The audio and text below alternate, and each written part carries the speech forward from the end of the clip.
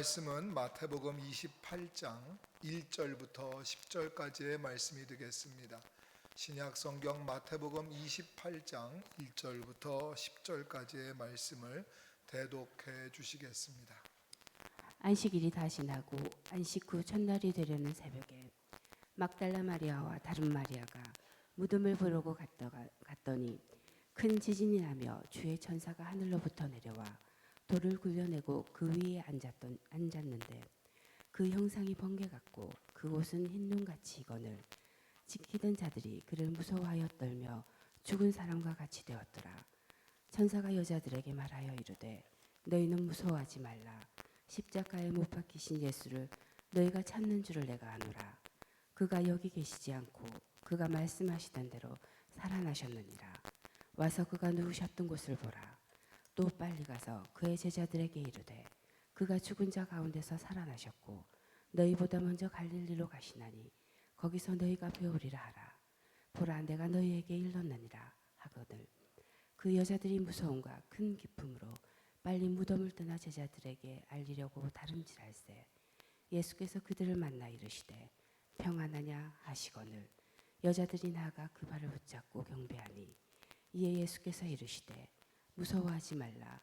가서 내 형제들에게 갈릴리로 가라 하라. 거기서 나를 보리라 하시니라. 아멘.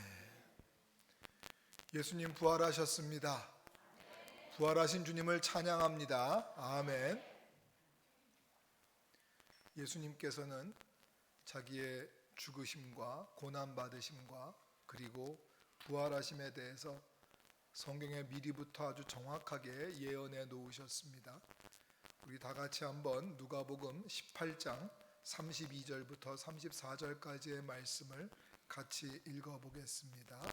인자가 이방인들에게 넘겨져 희롱을 당하고 능욕을 당하고 침뱉음을 당하겠으며 그들은 채찍질하고 그를 죽일 것이나 그는 3일 만에 살아나리라 하시되 제자들이 이것을 하나도 깨닫지 못하였으니 그 말씀이 감추였으므로 그들이 그 이르신 바를 알지 못하였더라. 지금 읽으신 말씀처럼 주님은 먼저 미리부터 3일 만에 부활하실 것이라고 예고하셨습니다. 그 예언대로 예수님은 안식 후 첫날, 안식일 다음 날, 다시 말해서 일요일에 새벽에 부활하셨습니다. 그런데 우리가 지금 막 읽었던 누가복음 말씀처럼 예수님의 부활에 대해서 그 어느 누구 한 사람도 이해하지도 못했고 믿지도 못했다는 것이 문제입니다. 안식일에는 그 누구도 움직일 수가 없었기 때문에 이 여인들이 예수님의 무덤에 가보고 싶었지만 가볼 수가 없었습니다.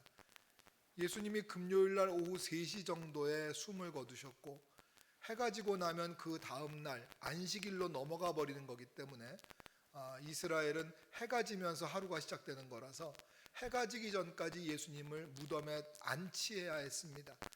그래서 예수님의 시신을 빨리 수습해서 막 급하게 1-2시간도 안 되는 그 짧은 시간 안에 예수님을 무덤 굴 안에 넣어드리고 그 무덤 문을 가로막고 그리고 빨리 집으로 돌아가야 했기 때문에 제대로 장례를 치르지 못한 겁니다. 그게 너무나 안타까운 마음이에요. 하지만 안식일에는 움직일 수가 없으니까 꼼짝 못하고 있다가 안식일이 끝나자마자 새벽이 되자마자 이 여인들이 예수님을 보겠다고, 예수님의 무덤이 어떻게 되어 있는지 보겠다고 달려갔습니다. 물론 이 여인들은 부활하신 예수님을 만나러 달려간 건 아닙니다. 그랬는데 그 자리에 놀라운 광경이 펼쳐져 있습니다. 무덤의 문이 열렸습니다. 그 거대한 돌이 움직여져 있는 거고 무덤이 비어 있었습니다. 그리고 거기서 천사가 이 여인들에게 이렇게 말을 전해줍니다. 본문 6절 말씀을 같이 읽어봅니다. 천사가 이렇게 말을 전해줍니다. 본문 6절입니다. 같이 읽습니다. 그가 여기 계시지 않고 그가 말씀하시는 대로 살아나셨느니라. 와서 그가 누우셨던 곳을 보라. 예수님 살아나셨습니다. 예수님 부활하셨습니다. 예수님이 죽음을 이기고 부활하심으로 우리의 부활의 소망이 되신 줄을 믿습니다. 예수님이 부활하셨기 때문에 우리도 부활하는 줄로 믿습니다. 부활의 주님을 찬양합니다. 할렐루야. 아멘. 천사들은 여인들에게 말합니다. 빨리 돌아가서 제자들에게 이 소식을 전해 주어라. 그리고 예수님께서, 부활하신 예수님께서 갈릴리에 가서 너희를 만나신다고 하셨으니 제자들에게 빨리 가서 이 말을 전하라고 말을 해줍니다. 여인들은 제자들에게 이 말을 전하기 위해서 막 달려가다가 그 길에서 예수님을 만나게 됩니다. 예수님께서 이 여인에게 다시 한번 말씀하십니다. 가서 내 형제들에게 갈릴리로 가라고 전하라고 말입니다. 분명히 오늘 본문 7절에서 천사들은 예수님의 제자들에게 가서 전하라고 하셨는데 예수님은 그 제자들을 뭐라고 부르십니까? 10절에서 내 형제들이라고 불러주고 계십니다. 예수님이 제자들을 내 형제라고 부르십니다. 이 예수님이 형제라고 부르는 이 제자들 어떤 사람들이었습니까? 예수님 잡히시던 밤에 다 도망가 버린 사람들입니다. 아무도 안 남고 다 도망갔어요. 그리고 그 제자들 가운데 누군가는 심지어 예수님을 모른다고 부인하고 저주하고 맹세까지 했던 사람이 바로 그 제자들의 모습입니다. 예수님이 십자가에 매달리시는 그 골고다 언덕에 그 현장, 주님이 십자가에 당해서 하루 종일 고통당하는 그 현장에 곁에 있는 사람도 겨우 사도 요한 한 사람을 제외하고는, 여인들 몇 사람을 제외하고는 아무도 없었습니다. 다 주랭랑 나살자고 주님 버리고 다 도망가 버린 그 사람들이 바로 예수님이 말씀하시는 이 제자들이고, 예수님이 그런 사람들을 향해서 말씀하시기를 내 형제들이라고 말씀하고 계십니다. 저는 이 주님의 이 말씀, 내 형제들에게 가서 전하라, 이 말씀을 제가 묵상하면서, 이 말씀을 읽으면서 한없는 은혜와 한없는 감사의 속으로 빠져들어갔습니다. 내가 뭐라고? 주님이 나를 형제라고 부르시다니. 이렇게 연약한 우리들을, 죄 많은 나를, 죄인의 괴수와도 같은 우리를 예수님이 왜, 무슨 이유로 형제라고 불러주시냐 말이죠. 이 모든 것이 십자가에 달려서 흘리신 보혈의 공로인 줄로 믿습니다. 예수님의 보혈이, 예수님의 이 죽으심이 여러분과 나를 하나님의 자녀 삼아 주셨는 줄로 믿습니다. 자격이 없지만 감히 우리가 하나님을 아버지라고 부를 수 있게 만들어 주셨습니다. 감히 우리가 예수님과 형제가 되었다는 겁니다. 우리가 뭐라고 말이죠. 죽음을 이기시고 부활하신 예수님께서 여러분을 부르고 계십니다. 내 형제여, 내 자매여. 주님이 나를 부르십니다. 형제야, 자매야. 12절부터 15절을 보시게 되면 예수님의 무덤을 지키던 경비병들은 혼비백산했습니다. 예수님의 무덤이 비어있기 때문입니다. 놀란 마음에 이들이 뛰어들어가서 대제사장들에게 이 사건을 보고했습니다. 우리가 밤새 어저께 지키고 있었는데 무슨 일이 생겼는지 우리도 모릅니다. 무덤 문이 열려있고 예수의 시신이 없어졌습니다. 떨리는 마음으로 이제 큰일 났다, 우린 죽었구나, 그리고 가서 이런 보고를 하고 있는데 높은 사람들끼리 막 회의를 쑥덕쑥덕 하더니 근무태반이라고 야단 맡기는커녕 너희들 어저께 뭐 했어? 너희들에게 이렇게 중요한 임무를 맡겼는데 이것도 하나 제대로 못하고 야단 맞아야 싸다고 생각했는데 떨리는 마음으로 얼마나 이게 징계를 받을까 갔더니 이 사람들이 쑥덕쑥덕 하더니 야단 맡기는커녕 이게 웬일입니까? 큰 돈을 주면서, 성경에는 분명하게 써 있습니다. 그냥 돈을 줬다고도 써 있지 않습니다. 큰 돈을 주면서 이 사람들에게 이렇게 부탁합니다. 너희 선택해라. 너희가 이렇게 엄청난 잘못을 저질렀는데 어떡할래? 죽을래? 아니면 너희 이 돈 받고 나가서 소문 퍼뜨릴래? 무슨 소문을 퍼뜨릴까요? 나가서 어제 밤새에 예수님의 제자들이 와가지고 무덤 문을 열고 몰래 예수님의 시체를 훔쳐갔다고 전달해라. 그러면 너희는 산다. 우리 말을 듣지 않고 너희 죽을래? 아니면 거짓말할래? 사람들은 거짓말을 선택했습니다. 그리고 나가서 동네방네 돌아다니면서 이 경비병들이 떠들고 다닙니다. 어젯밤에 예수님의 제자들이 와가지고 무덤 속에 들어와 예수의 시체를 훔쳐서 도망갔다. 그리고 저 사람들이 예수가 부활했다고 거짓말하고 다닌다 하면서 거짓 소문을 퍼뜨렸더니 오늘 본문 15절에 보시게 되면 많은 유대 사람들이 그 말을 믿더라라고 되어 있습니다. 그렇죠. 그럴 수밖에 없었을 겁니다.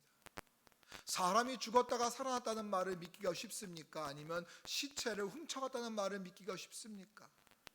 누구라도 죽은 사람이 무덤에서 살아났다, 이거 믿는 거 어려운 겁니다. 누구라도 예수님의 시체가 없어졌다, 훔쳐갔다, 이 말을 믿는 것이, 이 말을 듣는 것이 조금 더 합리적처럼 보이고 이 말이 조금 더 이해하기 쉽습니다. 믿기가 좋습니다. 그래서 사람들은 그 말을 다 믿는 겁니다. 부활이 어딨어? 어떻게 죽은 사람이 살아나? 그러면 그렇지, 예수의 제자들이 거짓말을 하려고 시체까지 훔쳐갔구만. 그게 더 쉬운 선택입니다. 경비병들의 이러한 거짓 소문이 아니라도 예수님의 부활을 믿는다는 것은 참으로 어려웠을 겁니다. 쉽지 않았을 겁니다. 그 당시에 사람들이 그랬다면 하물며 현대인들이 2000년 지난 지금 우리가 그 예수님이 부활하셨다는 사실을 믿는다는 것이 어디 쉬운 일이겠습니까? 많은 사람들이 믿지 않다 보니까 자꾸 이것을 역사적으로 과학적으로 증명하는 시도들을 많이 했었습니다. 어떤 이들은 그런 말을 합니다. 예수님은 죽었던 게 아니다. 잠시 까무러쳤다가 기절했다가 무덤 속에 들어갔다가 깨어난 거다.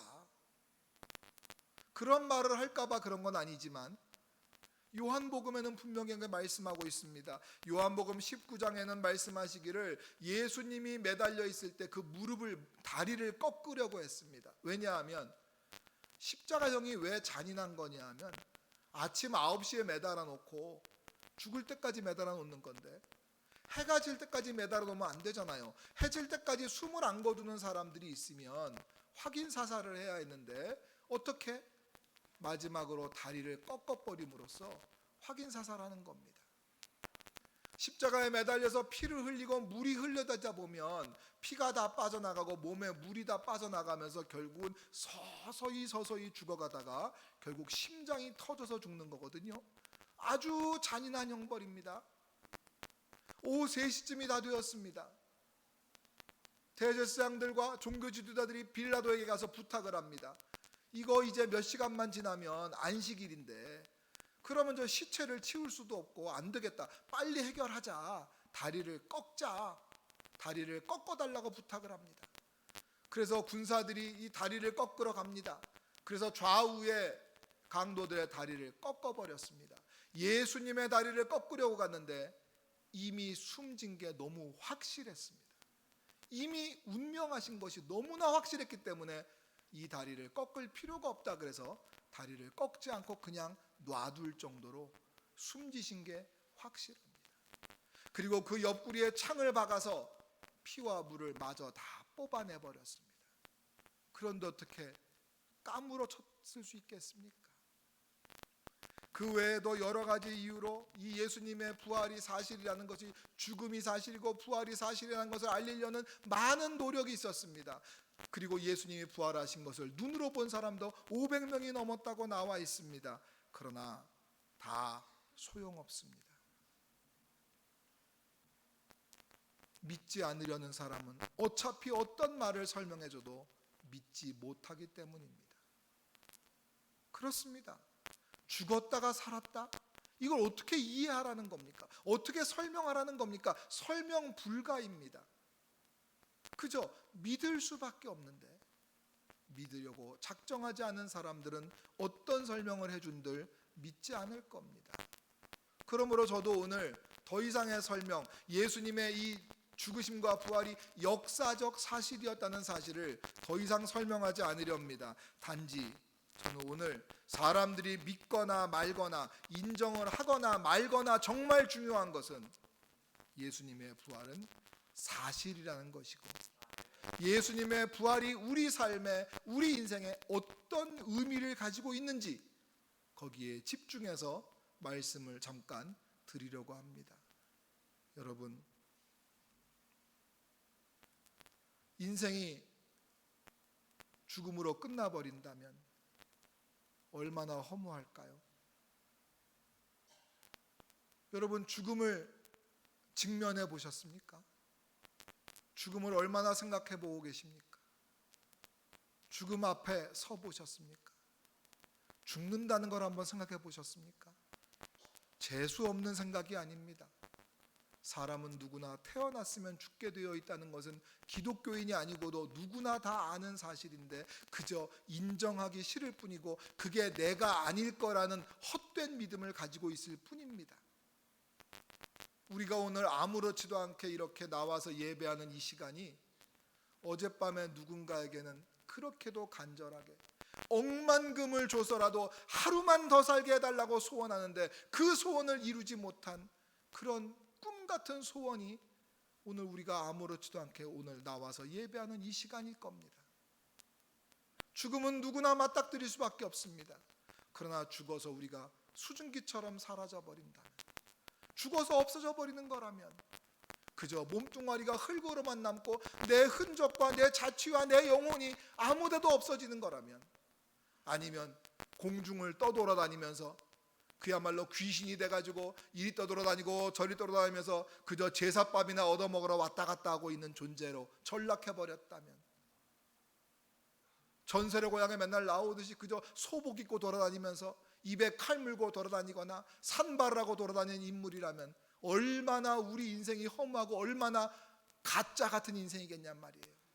열심히 살았는데 죽은 다음에 우리가 그렇게 되는 거라면, 그리고 죽음이 그냥 끝나는 거라면 우리 인생이 긴 것 같지만 길지 않잖아요. 너무 짧잖아요. 너무 허무하잖아요. 사랑하는 가족들을 다시 못 만난다면 어떡하겠어요? 그런데 우리 기독교인들에게는 그 죽음이 끝이 아니기 때문에 소망이 있고 그 소망으로 어떤 일이든 이기고 극복할 수 있게 되어서 얼마나 감사한지 모릅니다.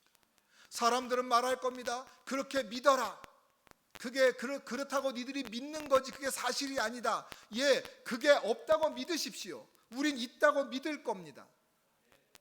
누가 뭐래도 주님은 부활하신 것을 우리는 믿고 그것을 우리의 소망으로 삼아서 내가 주님을 따라 부활할 것입니다. 여러분은 부활하게 될 줄로 믿습니다. 그것이 우리의 소망입니다. 여러분, 다시 산다는 거 얼마나 큰 희망이고 얼마나 큰 감동입니까?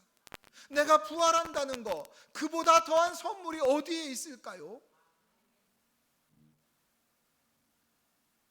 저는 내가 죽음으로 끝나지 않을 거라는 것을 알기에, 내가 부활할 것을 알기 때문에 저에게는 그 소망이 있어서 죽음이 두렵지 않습니다.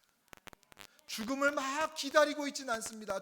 빨리 죽고 싶어 사모하고 있지 않습니다. 그러나 내가 기다리든 안 기다리든 죽음은 나에게 언젠가 올 텐데 그게 무섭지 않습니다. 왜? 나는 영생을 보장받았고 나는 부활의 소망이 있기 때문입니다.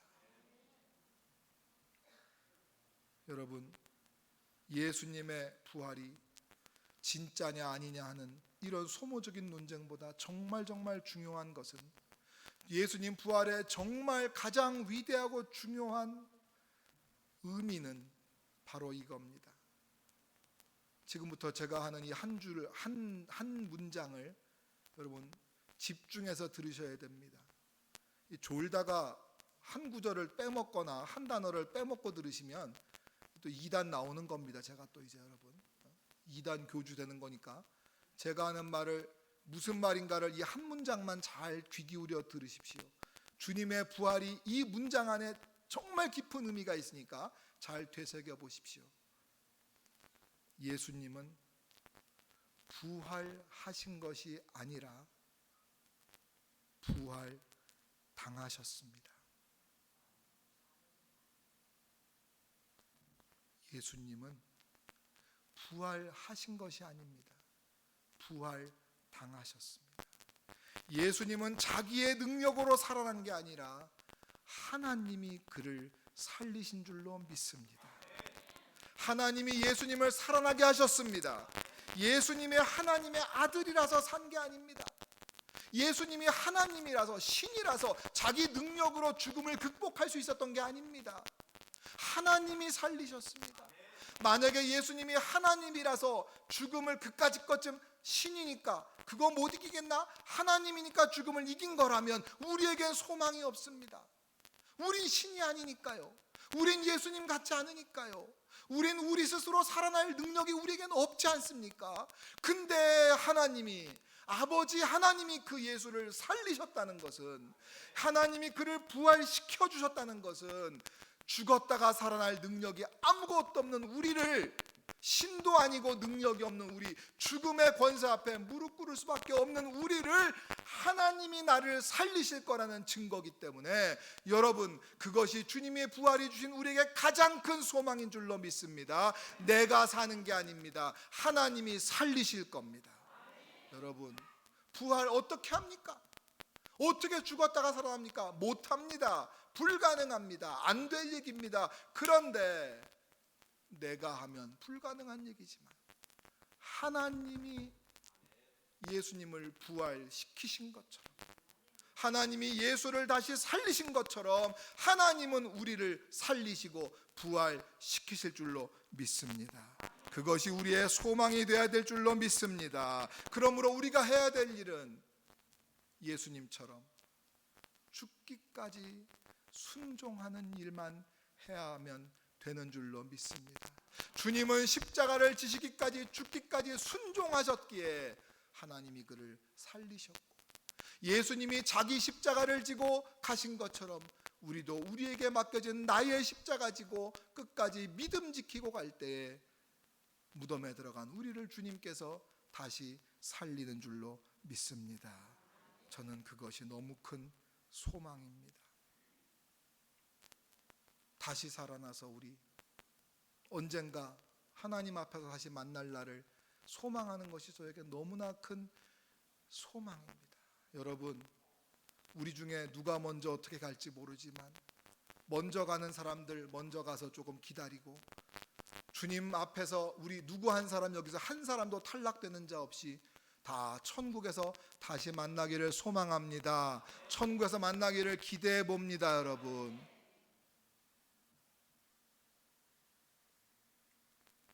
그것이 부활의 의미고 부활이 우리에게 주는 소망입니다. 부활하신 주님께서는 제자들을 만나서 이렇게 말씀하셨습니다. 18절을 보게 되면 주님이 말씀하십니다. 아버지 하나님께서 나에게 하늘과 땅의 모든 권세를 주셨다. 하나님께서 예수님에게 하늘과 땅의 모든 권세를 주신 줄로 믿습니다. 이 말씀은 시편 110편 1절의 말씀을 응하게 하신 겁니다. 같이 읽어보겠습니다. 여호와께서 내 주에게 말씀하시기를 내가 내 원수들로 내 발판이 되게 하기까지 너는 내 오른쪽에 앉아 있으라 하셨도다. 아멘. 예수님은 지금 하나님 보좌 우편에 앉으셔서 그 모든 원수를 그 발 아래에 두시기까지 다스리십니다. 예수님은 나중에 다시 오신 다음에, 재림하신 다음에 그때 왕으로 오시는 것이 아닙니다. 예수님은 이미 하나님의 모든 능력과 권세를 이미 받은 아들로서 하나님의 왕권을 이미 행사하고 계신 줄로 믿습니다. 우리가 흔하게 말하는 지상명령이라고 말하고 있는 이 19절과 20절, 이것은 예수님의 현재적인 주되심, 현재 이미 왕이 되신 왕의 명령입니다. 왕 되신 예수님은 우리에게 이렇게 명령하십니다. 19절과 20절을 같이 읽어보겠습니다. 시작. 그러므로 너희는 가서 모든 민족을 제자로 삼아 아버지와 아들과 성령의 이름으로 세례를 주고 내가 너희에게 분부한 모든 것을 가르쳐 지키게 하라. 볼지어다 내가 세상 끝날까지 너희와 항상 함께 있으리라 하시니라. 아멘. 훌륭하기는 하지만 죽어서 사라진 어떤 위인의 말이 아닙니다. 여전히 살아계신 예수님의 명령입니다. 살아있는 예수님의 살아있는 명령입니다. 이것은 왕의 명령입니다. 어명입니다. 주님께서 말씀하십니다. 왕이 명령하십니다.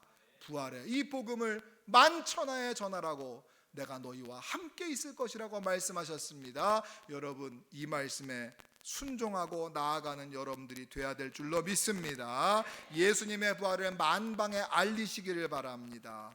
주님이 세상 끝날까지 우리와 함께 하신다고 하셨습니다.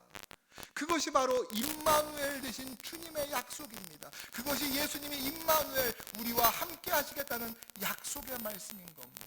주님은 우리를 떠나지 아니하시며 우리와 함께 하십니다. 여러분, 우리가 그리고 교회가 그동안 많은 죄를 지어왔고 여전히 죄 중에 있음에도 불구하고 2000년 동안 아직도 교회가 사라지지 않고 아직도 성도들이 사라지지 않은 것을 보면 우리를 끝까지 지키고 동행하시겠다는 임마누엘 되신 주님의 약속이, 그 임마누엘의 약속이 지금도 지켜지고 있다는 증거가 아니겠습니까? 주님이 우리와 함께 계시지 않는데 우리가 어떻게 이 자리에 와서 앉아 있을 수 있겠습니까? 살아계신 예수님을 찬양합니다. 살아계셔서 우리와 함께 계시는 예수님, 임마누엘 예수님을 찬양합니다. 예수님 부활하셨습니다. 예수님은 지금 우리와 함께 임마누엘 이 자리에 함께 계십니다. 하나님이 예수님처럼 우리도 살리실 겁니다. 여러분도 나도 부활할 겁니다. 하나님은 우리를 살리십니다. 우리는 다시 살아날 겁니다. 할렐루야. 기도하겠습니다.